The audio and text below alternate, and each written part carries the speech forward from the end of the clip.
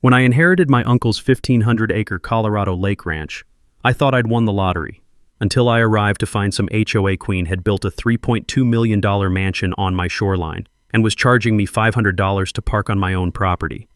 Beverly Sinclair stepped out of her white Mercedes like she owned the place. She waved around fake 1880s mining documents, claiming the entire lakefront belonged to her community. I could see her helicopter parked on the dock where Uncle Charlie taught my kids to fish for 40 years, while her security guards blocked my access road. Fresh concrete smell poisoning the mountain air. Beverly's voice carrying across the water, explaining how my family's land now belonged to her HOA. But what this property-stealing Karen didn't know? I'm a land surveyor, and those pretty historical papers were about to meet some very inconvenient government coordinates, right in front of 200 wealthy witnesses. What would you do if someone made you pay rent on your own inherited paradise? Let me back up and tell you about Uncle Charlie. He was the black sheep of our family, never married, lived alone on this massive ranch he'd bought back in the 80s. When my divorce got ugly last year, Charlie became my refuge. My kids Emma and Tyler, 12 and 15, would spend summers up there learning to fish and getting away from all the custody drama. Charlie passed suddenly in February, massive heart attack while feeding the horses. The will was simple, everything to me. I'm Sam Hendricks, 46 years old, civil engineer and land surveyor by trade.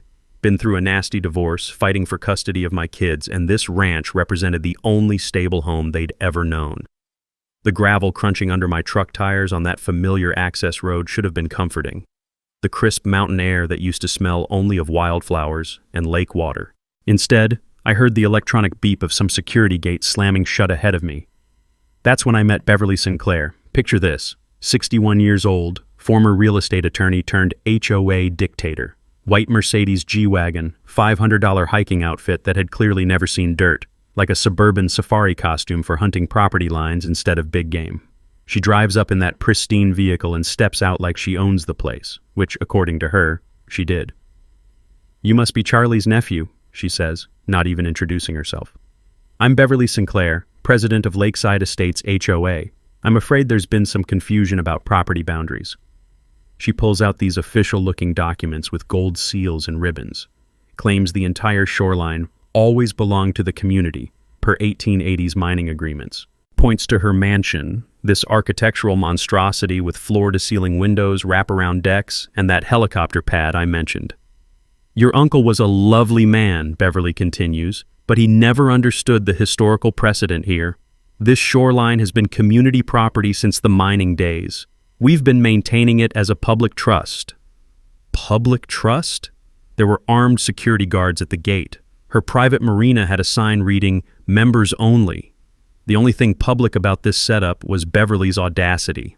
I'm holding Uncle Charlie's survey equipment, the same gear he'd used for 40 years in the Forest Service before buying this place. The touch of those worn metal instruments in the truck cab reminded me of all those summer afternoons he'd spent teaching me about property lines, easements, and boundary law. "Ma'am," I said, "I think there might be some mistake. This is my property now. All 1,500 acres, according to the deed." Beverly's smile turned ice cold. "I'm afraid you'll find the legal situation more complicated than that. These historical mining rights supersede any modern property claims. I suggest you consult an attorney." She hands me a business card. Beverly Sinclair, escrower with some fancy law firm letterhead I'd never heard of. Then she gets back in her Mercedes and drives away, leaving me standing there on my own land like some confused tourist. The sound of Beverly's security gate closing with that electronic beep echoed across the lake. I walked over to touch those worn survey stakes Uncle Charlie had shown me years ago, now spray-painted with "community property" in bright orange letters. My kids were supposed to visit in 2 weeks. Emma had been counting down the days since Charlie's funeral, asking when we could go back to their lake. Tyler, dealing with typical teenage attitude, had actually seemed excited about something for once. Now I'm staring at a mansion where our family campsite used to be, wondering how I'm going to explain to 2 kids that their safe haven got stolen by some lady with fabricated documents and a helicopter. But here's the thing about being a land surveyor. You learn to trust measurements over smooth talk. And Beverly's story just didn't add up. 2 days later, Beverly escalated. Big time. I'm sitting in my hotel room in town, couldn't even stay on my own property, when the sheriff shows up with papers. Beverly had filed a restraining order claiming I was an unstable veteran threatening community safety. The documents referenced those same 1880s mining agreements, now notarized and official-looking. The restraining order barred me from 60% of my inherited property, everything within 500 feet of the shoreline, effectively the most valuable part of the ranch. I had to cancel Emma and Tyler's visit. Their mom was already looking for excuses to cut my custody time, and Dad's fighting with armed HOA people wasn't going to help my case. That musty smell hit me when I first examined Beverly's antique documents. You know that smell. Old paper, aged ink, historical authenticity. Except these papers reeked of fresh toner, like they'd just come off a laser printer. Something wasn't right. I called Derek Martinez, my buddy from engineering school who now runs a surveying company in Denver. Derek, I need a favor. Can you recommend a forensic document examiner? Dude, what kind of trouble are you in? The expensive kind. Someone's claiming my property with fake historical documents. Derek knew a guy, retired FBI document specialist who'd testified in federal court hundreds of times. Cost me $800 I couldn't afford, but when Dr. Peterson examined Beverly's mining agreements, he started laughing. Mr. Hendricks, these documents are fraudulent, badly fraudulent. How can you tell? Well, first, they're printed on paper with a 2019 watermark. Second, the font is Times New Roman, which wasn't invented until 1991.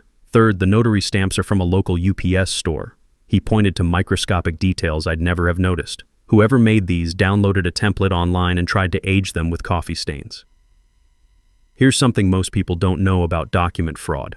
Modern forensic techniques make fake historical papers surprisingly easy to spot. Watermarks, font analysis, and ink chemistry don't lie.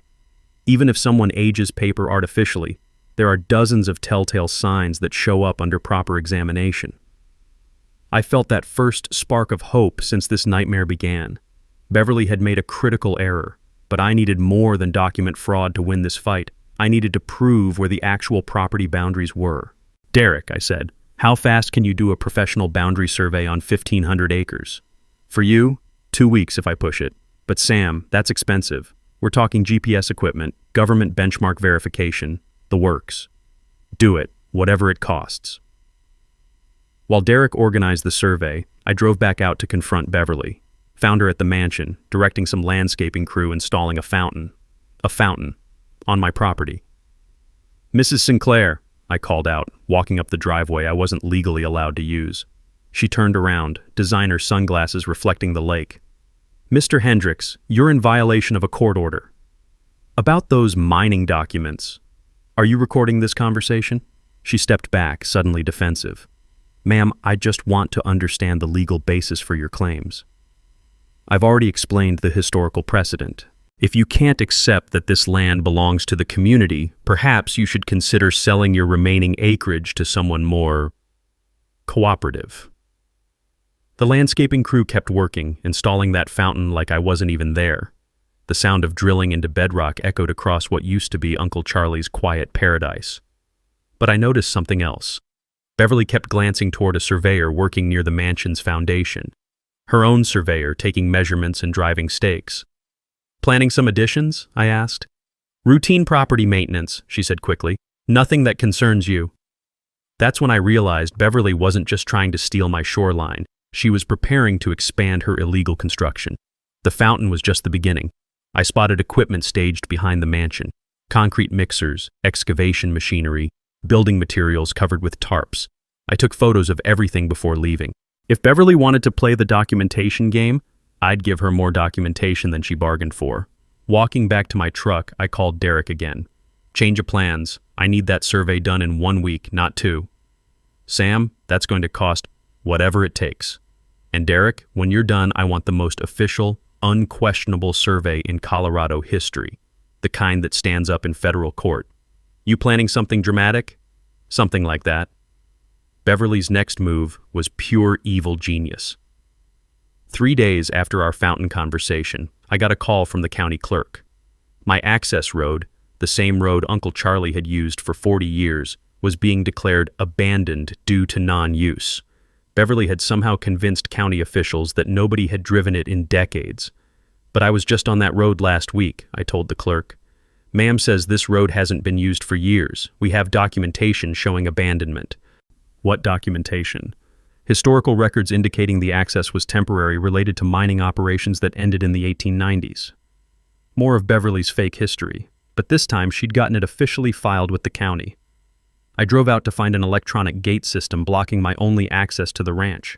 This thing looked like something from a missile silo, complete overkill for blocking access to land that legally belonged to someone else anyway. Keypad entry, cameras, the works. My property had become an isolated island. Emergency services couldn't reach it. My kids couldn't visit. Beverly had effectively trapped me out of my own inheritance using bureaucracy as a weapon. But here's where her plan backfired. Being cut off from the ranch forced me to explore the property boundaries more carefully. I spent 2 days hiking through overgrown areas with Uncle Charlie's old GPS unit, looking for the original survey markers. Found them scattered throughout the forest, concrete monuments with brass caps placed by government surveyors in the 1920s. Each one had GPS coordinates etched in metal, coordinates that told a very different story than Beverly's version. Using Uncle Charlie's survey equipment, I documented every marker with photographs and measurements. The brass caps showed exact coordinates, longitude, latitude, elevation. This was data that connected directly to government databases, information Beverly couldn't fake or manipulate. And that's when I discovered the truth that would destroy her empire. Beverly's mansion, marina, helicopter pad, and those new construction sites sat entirely outside any platted HOA territory. Every single structure was built on pure wilderness that belonged to me. I called Derek with coordinates. Run these through the government database. I think Beverly built her whole operation on the wrong land. Give me 20 minutes. While waiting, I started sketching a rough map. If my calculations were correct, Beverly's mansion was 300 feet onto my property, not close to the boundary line, deep into my land, nowhere near any legitimate HOA territory. Derek called back, excitement in his voice. Dude, this isn't even close. Her mansion is completely on your side of the boundary. Like, embarrassingly far onto your land. How sure are you? I'd bet my surveyor's license on it. These coordinates don't lie. They're tied to federal benchmarks. That's when I realized something important about property law. Original survey markers are legal gold. They establish boundaries that supersede all later claims, especially fake ones. When government surveyors placed those brass monuments in the 20s, they created permanent legal reference points that no HOA document, no matter how official looking, could override. But knowing the truth and proving it in court were different things. Beverly had lawyers, money, and apparently enough political connections to manipulate county records. I had survey equipment and a stubborn streak. That evening, I started planning something more dramatic. Walking back through the forest, I noticed the creek that ran between my confirmed property line and Beverly's access road, about 6 feet wide, maybe 3 feet deep. Uncle Charlie used to have a simple wooden bridge there, nothing fancy, just planks over the water. The bridge was gone now, probably removed during Beverly's improvements. But the foundation posts were still there, concrete footings on both sides of the creek. I'm a civil engineer. I understand hydraulics, weight distribution, and mechanical systems. Looking at those foundation posts, an idea started forming, something that would solve my access problem and give Beverly a very public lesson about property rights. The creek was entirely on my land. If I rebuilt the bridge, I could control who used it. And if I built it with certain engineering features, well, that bridge could become very selective about which vehicles it supported. I spent that night researching hydraulic systems online. Retractable bridges weren't complicated, just a matter of cylinders, valves, and timing. Build something that looked permanent but could disappear at the push of a button. Beverly wanted to play games with my property access? Fine. But this particular game had rules she didn't understand yet. I called Derek one more time. How fast can you get me a complete, certified boundary survey? The kind that gets filed with the county recorder and becomes public record? 1 week if I push it hard. Why? Because I'm going to need documentation that stands up in court. And Derek, when you're done, I want Beverly to know exactly how much trouble she's in. What are you planning? Just a little civil engineering project, nothing too complicated. Beverly's paranoia kicked into overdrive after I started documenting her illegal construction. She organized what she called a community safety patrol, middle-aged retirees driving golf carts with walkie-talkies, pretending to be some kind of volunteer police force. The whir of golf cart motors echoed across the lake at all hours like mechanical mosquitoes. They'd circle the perimeter of my property, taking photos, writing down license plate numbers of anyone who even slowed down near the access road. Beverly spread rumors about me being a dangerous veteran with PTSD, who posed a threat to the peaceful community. Never mind that I'd never served in the military. Accuracy wasn't the point. The goal was character assassination. The strategy worked. My ex-wife Jennifer called, furious. "Sam, what the hell is going on up there?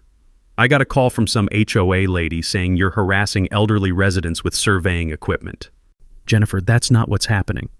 Social Services is opening an investigation. If you can't handle your own property disputes without involving the kids, maybe we need to revisit custody arrangements." Emma and Tyler's summer visit, the thing I'd been fighting for since the divorce, was slipping away. Beverly had turned my inheritance into a liability that threatened my relationship with my own children, but her patrol made a critical mistake. I installed trail cameras throughout the property, motion-activated units designed for hunting. $49 each at the sporting goods store, but they captured something worth far more than money. Beverly's golf cart brigade was trespassing on Federal Bureau of Land Management property adjacent to my ranch. The coordinates were clear. They'd been driving across federally protected land for weeks, leaving tire tracks and disturbing wildlife habitat. Here's something most people don't know about federal land trespassing.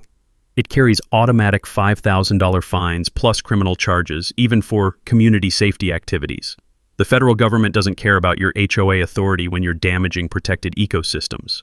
I copied the trail camera footage and GPS coordinates, then called the federal rangers. "I have documentation of repeated trespassing on BLM land, multiple vehicles, multiple incidents. Sir, we take those violations very seriously. Can you provide exact coordinates and evidence? I have video footage with timestamps and GPS data for every incident." While the federal investigation started, I focused on my own project. The bridge across the creek needed to look completely legitimate, something Beverly and her patrol would use without suspicion. I spent 3 days building what appeared to be a permanent wooden bridge. Solid timber construction, proper railings, painted surface that looked like it had been there for years. But underneath, hidden by the creek banks, I installed a hydraulic system that could retract the center span in 30 seconds. The engineering was straightforward. 2 hydraulic cylinders connected to a control panel I hid behind a tree. The bridge supported normal traffic perfectly, but when I triggered the hydraulics, the center section would drop down into the creek bed, leaving a 6-foot gap that no vehicle could cross. Testing the system at midnight, watching the bridge disappear and reappear like some kind of magic trick, I felt that same satisfaction Uncle Charlie used to get from solving complicated survey problems. Every measurement precise, every component functioning exactly as designed. But I needed the perfect moment to spring this trap.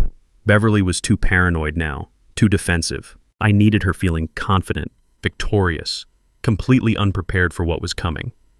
That's when I learned about her charity gala. Beverly had been planning this event for months, a fundraiser for community preservation that would bring 200 wealthy donors to her mansion. Local TV news coverage, county commissioners attending, the works. She'd sent invitations describing the event as celebrating our successful protection of historical community property against outside interference. In other words, a victory party for stealing my land. The invitation described gourmet catering, wine tasting, and tours of the beautifully restored lakefront community space. Beverly was literally charging people to visit property she'd stolen, using the money to fund more legal challenges against me. Perfect. I called Derek to confirm survey completion.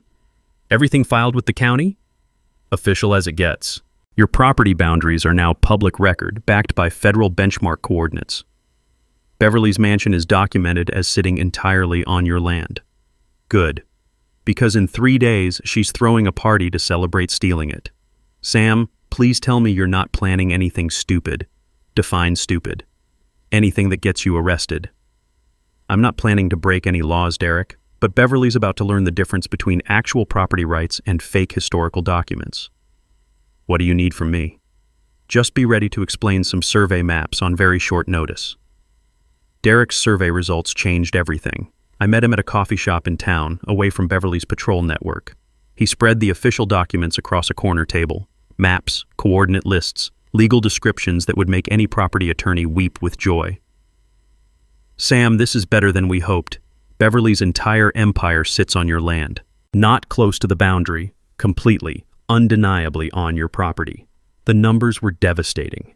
Beverly's mansion, 318 feet onto my land. The marina, 270 feet. The helicopter pad, 412 feet. The new fountain sheet installed, 508 feet from the actual property line.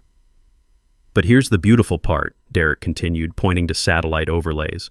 None of these structures sit on any platted HOA territory. The actual HOA boundaries are way up the hill, nowhere near the lake. Beverly built everything on pure wilderness. How is that possible? She never bothered to survey before building, just assumed the lakefront belonged to her community because it looked nice. Classic case of wishful thinking versus actual property law. Derek pulled out Beverly's original construction permits, public records he'd obtained from the county. Look at the coordinates she filed for these permits. They don't match where anything actually got built. She told the county she was building in one location, then constructed everything somewhere completely different. That's permit fraud. Gets better. Look at her tax assessments. The property tax record showed Beverly paying taxes on 12 acres, the actual size of her legitimate HOA parcel. But her mansion and improvements covered nearly 40 acres of my land. She'd been avoiding property taxes on stolen real estate for 3 years. Derek, what am I looking at in terms of damages? Conservatively, $180,000 in trespassing fees at fair market rental rates, plus demolition costs if you want the structures removed, plus tax fraud penalties that go back years. But the document that changed my entire strategy was Beverly's own survey, the one I'd seen her crews working on during our fountain conversation. She'd commissioned a legitimate boundary survey after building her mansion, probably to prepare legal defenses. Her own surveyor had confirmed what Derek discovered. Beverly's construction was entirely illegal. But instead of correcting the situation, she'd buried the survey results and doubled down on her fake historical claims. She knew, I said, reading the survey report. Beverly knew she built on my property and she kept expanding anyway. Gets worse. Look at this. Derek showed me permit applications Beverly had filed just last week. Plans for a second guest house, an expanded marina, and a swimming pool. All on my land. All based on the same fabricated mining rights documents. She's not just stealing property, she's planning to develop it into a private resort. The metallic taste of adrenaline filled my mouth as the full scope of Beverly's scheme became clear. This wasn't a boundary dispute or misunderstanding. This was systematic theft of a 40-acre lakefront development site, using fake documents and legal intimidation to keep the real owner from interfering. Beverly's charity gala wasn't just a celebration, it was a sales pitch. She was showing potential investors what could be built with unlimited access to community property that happened to include my entire shoreline. Derek, I need you to file this survey with the county recorder immediately. Make it public record. Already done. As of this morning, your property boundaries are official, certified, and impossible to dispute. Good. Because on Saturday night, Beverly's throwing a party for 200 people on stolen property, and every single one of those guests is going to drive across my land to get there. Sam, what are you thinking? I'm thinking Beverly invited the perfect witnesses to her own downfall. Local news, county officials, wealthy donors, exactly the audience she needs to watch her empire collapse. In the bridge you've been building? The bridge is going to give everyone a very clear demonstration of who actually owns this property. Derek folded up the survey maps, understanding dawning on his face. You're going to strand 200 people at Beverly's illegal party. I'm going to show 200 people that Beverly built her mansion on land she never owned, with documentation they can't argue with and consequences they can't ignore. This is either brilliant or completely insane. Sometimes those are the same thing. The next 72 hours were pure engineering poetry. I had Derek's survey filed with the county, making my property boundaries public record backed by federal coordinates that no fake mining document could dispute. I had trail camera footage of Beverly's patrol trespassing on federal land. I had her own buried survey proving she knew about the illegal construction. Everything I needed to destroy her credibility. I just needed the perfect stage. Beverly's charity gala would bring exactly the right audience. 200 wealthy donors in $80,000 cars, all driving across my property to reach her stolen mansion. County commissioners, local TV news, and Beverly herself making speeches about community property rights while standing on land she'd never owned. But the trap had to be perfect. No room for error, no chance for Beverly to escape consequences or blame someone else. First, the bridge mechanics. I spent Tuesday night fine-tuning the hydraulic system, testing every component multiple times. The beauty of the design was its simplicity. 2 cylinders controlled by a single switch hidden behind an oak tree 50 feet away. When activated, the center span would drop into the creek bed in 30 seconds, creating a 6-foot gap no vehicle could cross. I used aircraft-grade hydraulic fluid and commercial construction cylinders rated for 20,000 pounds each. This wasn't some jury-rigged contraption. It was precision engineering designed to function flawlessly under pressure. The kind of system that would work perfectly whether I was calm or running on pure adrenaline. Wednesday, I consulted with a property attorney in Denver. Cost me $500 I couldn't spare, but I needed to understand my legal rights exactly. Mr. Hendricks, if someone has built structures on your property without permission, you have the right to demand immediate removal. No notice required, no grace period. Colorado law is very clear about this. What if they claim historical rights? Fraudulent documents create no legal rights whatsoever. If you can prove the historical claims are false, which your forensic examination already has, then the trespassing becomes willful and deliberate. What about the people attending their party? If they're on your property without permission, they're trespassing. You have every right to control access to your own land, including cutting off that access if people are there illegally. Here's something most people don't understand about property rights. Once someone builds on your land without permission, you can demand immediate removal regardless of how much they spent or how long the structure has existed. The law doesn't reward people for expensive trespassing. Thursday, I recruited my witnesses. Sheriff Martinez had been dealing with Beverly's complaints about me for weeks. He was eager to see documentation that proved who was actually causing problems. Sam, if you can prove she's been filing false reports about property boundaries, I can charge her with misuse of emergency services. I can prove that and a lot more. What do you need from me? Just be available Saturday evening. With media present and everything well documented, this should resolve itself pretty cleanly. I also contacted Sarah Schuyler, the reporter from Channel 9 who'd covered other property disputes in the county. She'd been frustrated with Beverly's PR spin on the story, always eager to expose the truth when someone was manipulating local media. Sarah, what would you say to a story about fake historical documents, federal land violations, and permit fraud? All documented, all provable. I'd say that sounds like exactly the kind of story we've been looking for. Friday afternoon, I made my final preparations. Trail cameras repositioned for perfect angles on the bridge and mansion. Survey stakes with bright orange flags placed along the actual property line, making the boundary visually obvious. Legal documents sealed in waterproof cases. Most importantly, I called Emma and Tyler. "Dad, are we still going to get our lake back?" Emma asked. "Tomorrow night, sweetheart. Tomorrow night everything gets fixed. What about the mean lady with the helicopter? The mean lady is about to learn an important lesson about telling the truth." Tyler, trying to sound unimpressed but clearly invested. "Dad, you're not going to do anything stupid, are you?" Define stupid. Anything that gets you arrested or makes Mom more angry. I'm not planning to break any laws, but Beverly's about to discover that building on someone else's property has consequences. Saturday evening arrived with perfect weather, clear skies, calm winds, ideal conditions for outdoor events and helicopter landings. I positioned myself with full view of the bridge and mansion, Derek's survey maps in hand, watching luxury vehicles arrive for Beverly's victory celebration. The irony was beautiful. Beverly had invited the perfect witnesses to document her own downfall. Time to remind everyone who actually owned this property. Beverly's desperation kicked into overdrive when she realized I wasn't backing down. Thursday morning, I got a call that changed everything. Jim Patterson, the county assessor, sounded nervous as hell. "Mr. Hendricks, I need to report an incident involving your property assessment. Someone approached me yesterday offering payment to adjust your boundary lines in our tax records." "Payment?" $10,000 cash. Said it would just be a small adjustment to reflect historical community property rights. I told her I couldn't falsify government records, and she suggested everyone has a price. Beverly had tried to bribe a county official, in writing, with witnesses. "Jim, did you document this conversation?" I reported it to the state ethics board immediately. We record all assessment meetings for exactly this reason. Ma'am didn't know she was being recorded when she made the offer. The metallic taste of adrenaline hit my mouth again, but this time it was excitement rather than anger. Beverly had just committed a felony, attempted bribery of a government official.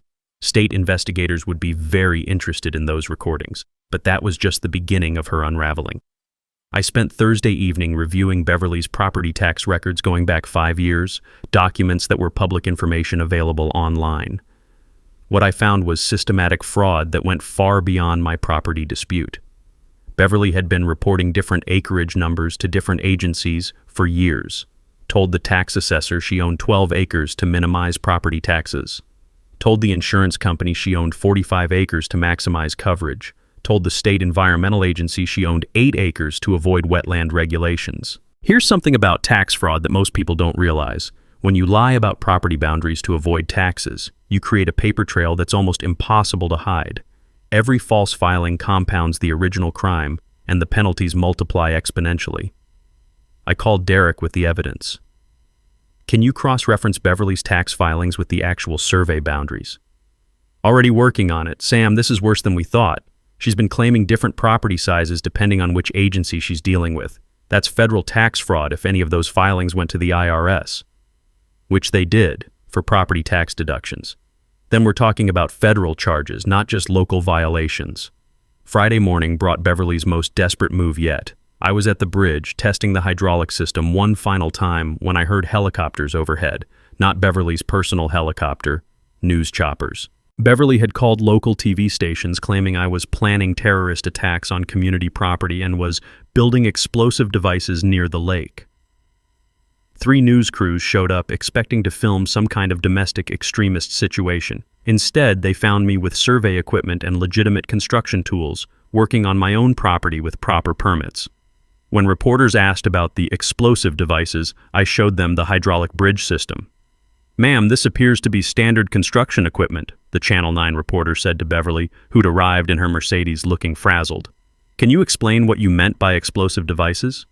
"He's building some kind of trap," Beverly insisted, "designed to hurt innocent community members." "Sir, can you explain what you're building here?" the reporter asked me. "It's a retractable bridge, perfectly legal on my own property. Anyone who wants to cross it is welcome to ask permission first." "Permission for what?" "Permission to drive across land they don't own to reach buildings they had no right to construct." That's when Beverly made her fatal error.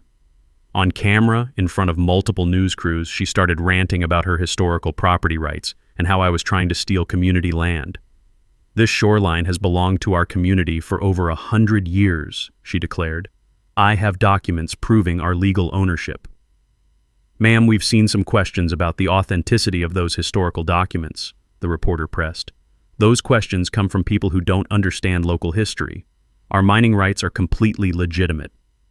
I waited for the perfect moment, then pulled out Derek's survey and the forensic document analysis. "Actually, I'd like to address those historical claims," I said, unfolding the official boundary map in front of the cameras.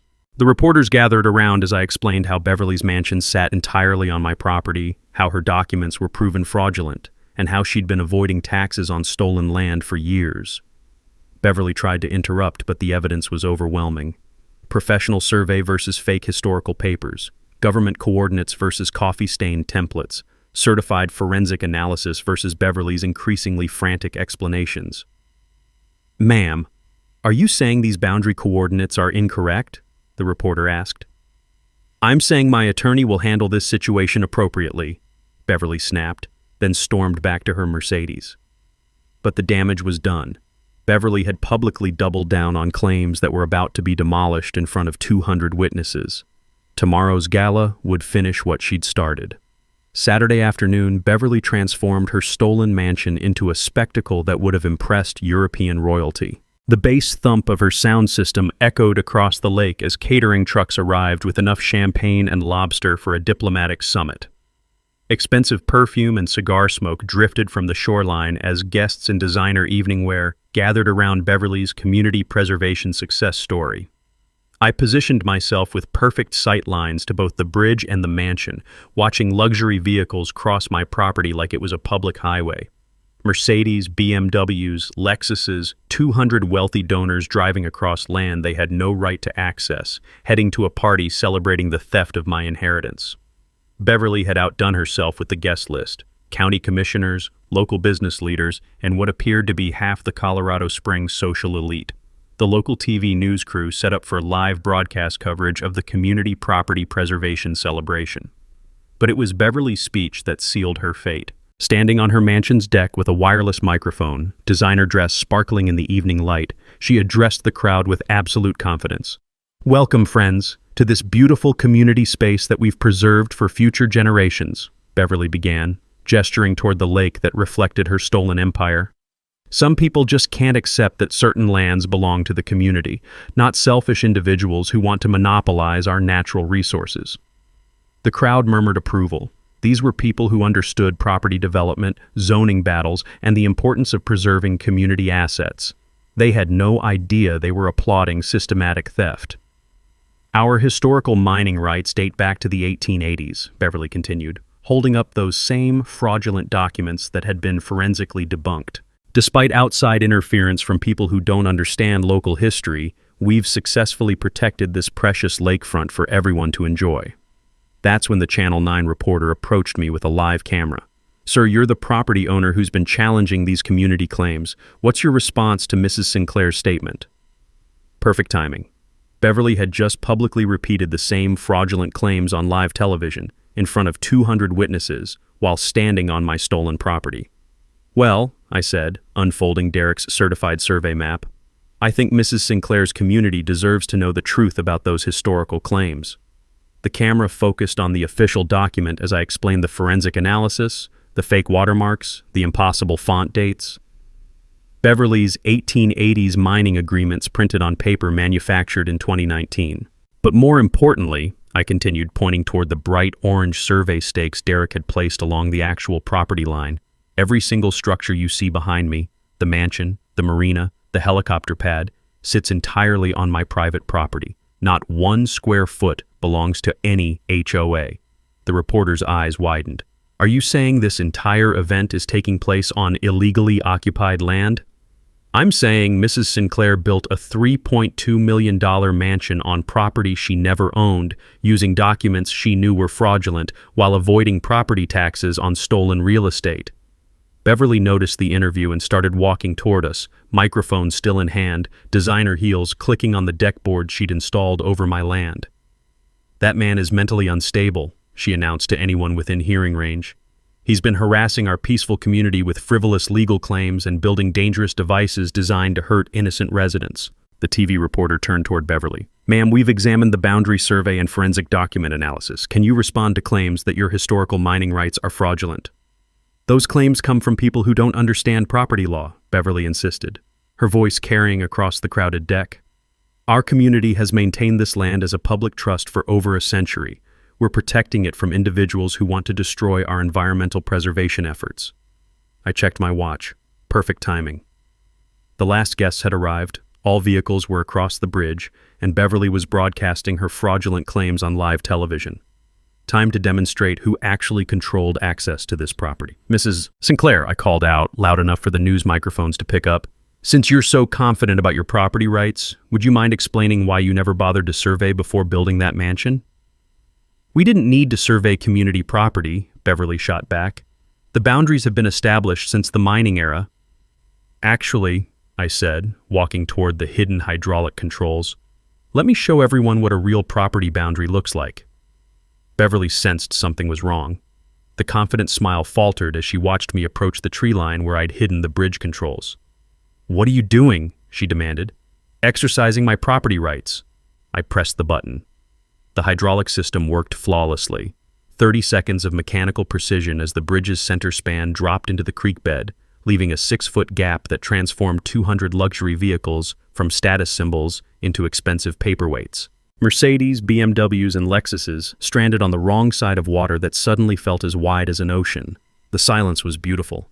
Beverly's sound system still thumped bass across the lake, but conversation stopped dead as 200 wealthy donors realized they were trapped at an illegal party with no escape route.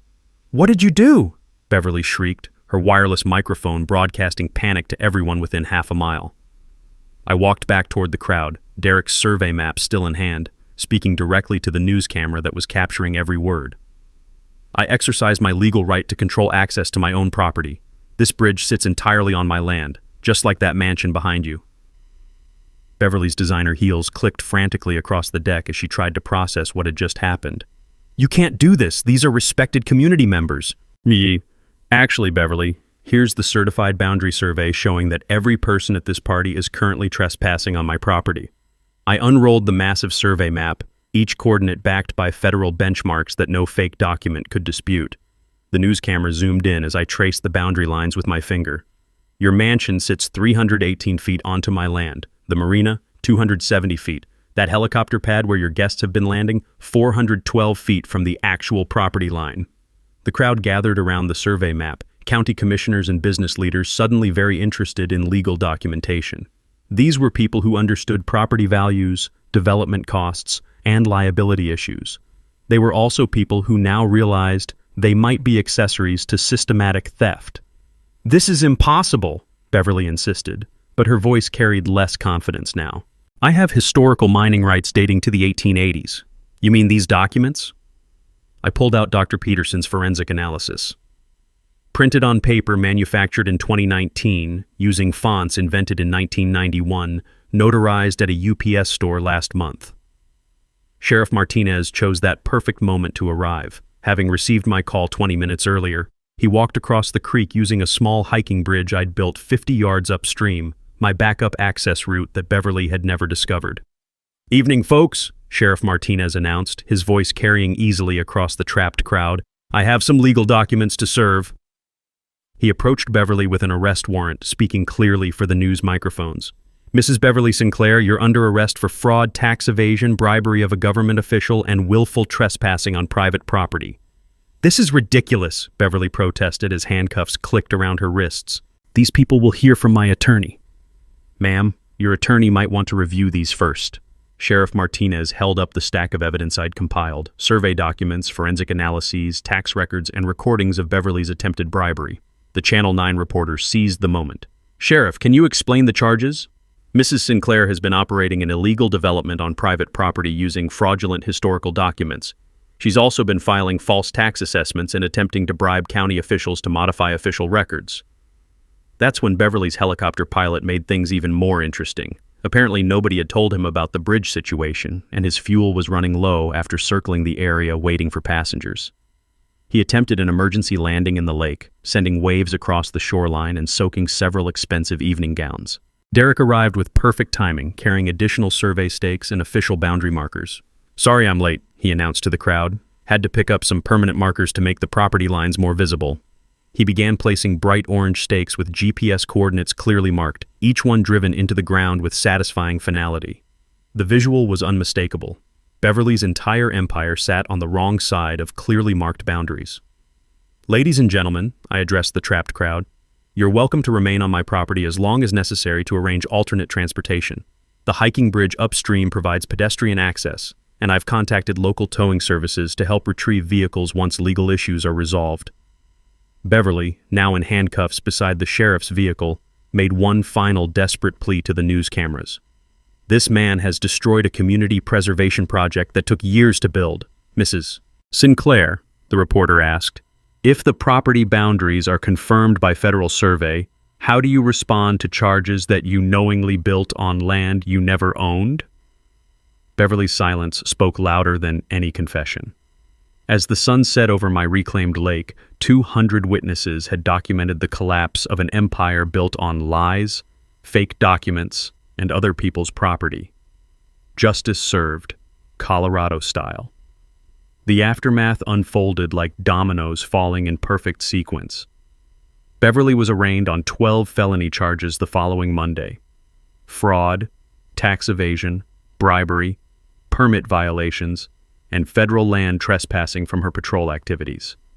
Her attorney immediately began plea negotiations when he saw the mountain of evidence: forensic document analysis, tax records, recorded bribery attempts, and professional boundary surveys that demolished every defense. The state attorney general dissolved Lakeside Estates HOA within 2 weeks, declaring it an illegal organization operating outside its chartered boundaries. Turns out Beverly had been collecting HOA dues and special assessments for property improvements she had no legal authority to manage. Court-ordered compensation came to $850,000, 3 years of trespassing damages calculated at fair market rental rates, plus construction costs for unauthorized improvements. Beverly's insurance company refused coverage for willful and deliberate property violations, leaving her personally liable for every penny. The mansion demolition happened in October. I hired the same contractor who'd built it, and he was surprisingly eager to correct his previous work once he learned the legal situation. Beverly had apparently stiffed him on final payments anyway. Watching that architectural monstrosity disappear piece by piece felt like Uncle Charlie's ghost finally getting justice. The concrete fountain that had drilled into bedrock came out in chunks, the helicopter pad got broken up and hauled away, and the private marina returned to natural shoreline. But here's what made everything worthwhile. Emma and Tyler got their lake back. Their first weekend after the demolition, we set up camp exactly where Beverly's mansion used to sit. Emma caught her first trout from the restored shoreline, while Tyler pretended not to be impressed, but secretly took photos of everything. "Dad, did you really trap 200 rich people at a party?" Emma asked while we were roasting marshmallows over a campfire built on Beverly's former deck. I exercised property rights in a dramatic fashion. "That's the coolest thing any dad has ever done." Tyler, trying to maintain teenage cynicism.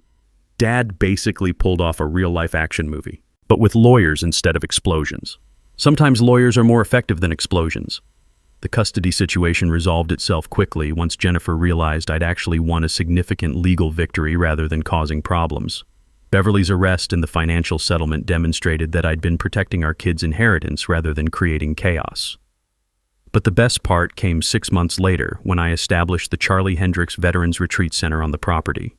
Partnership with the local VA hospital created a wilderness therapy program where combat veterans could work through PTSD issues in the same peaceful environment that had helped Uncle Charlie heal from his own demons. Derek volunteers his time teaching boundary survey workshops for other property owners dealing with aggressive neighbors or fraudulent claims. Boundary respect sessions that show people how to protect their land using proper documentation rather than expensive lawyers.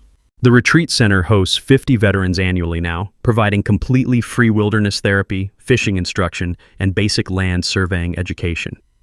Funded entirely by Beverly's court-ordered compensation, her stolen empire transformed into something that actually helps people. Sheriff Martinez still chuckles about the bridge trap whenever we meet in town. Sam, that was the most creative property rights demonstration I've ever witnessed. Perfectly legal, completely effective, and absolutely unforgettable. The Channel 9 story won a Regional Journalism Award for investigative reporting on property fraud. Sarah Schuyler's follow-up series exposed similar HOA scams across 3 counties, leading to state legislation requiring professional surveys before any community property claims. Beverly served 18 months in minimum security federal prison and was released last spring. I heard she's working at a title loan office in Colorado Springs now, presumably helping other people with property financing issues. The irony writes itself. Last week, Emma asked if we could name the fishing dock after Uncle Charlie. "Sweetheart, this whole place is named after Uncle Charlie. Every acre, every tree, every fish in this lake, all of it carries his memory. But especially the part where you beat the mean lady with math. Especially that part." Next week, I'll be sharing the story about how a retired teacher in Wyoming took down an entire HOA board using nothing but a pocket calculator and property tax records. Turns out Beverly wasn't the only community leader with creative accounting methods. Drop your HOA nightmare stories in the comments below, and if you enjoyed watching Beverly get exactly what she deserved, hit that subscribe button for more justice-served stories. Because sometimes the good guys actually win, and it's beautiful to watch. Thanks for hanging out with us on HOA Stories, where the HOA Karens meet their match. If this story had you cheering or cringing, go ahead and like the video, drop a comment with your reaction, and hit subscribe so you're ready for the next wild HOA tale.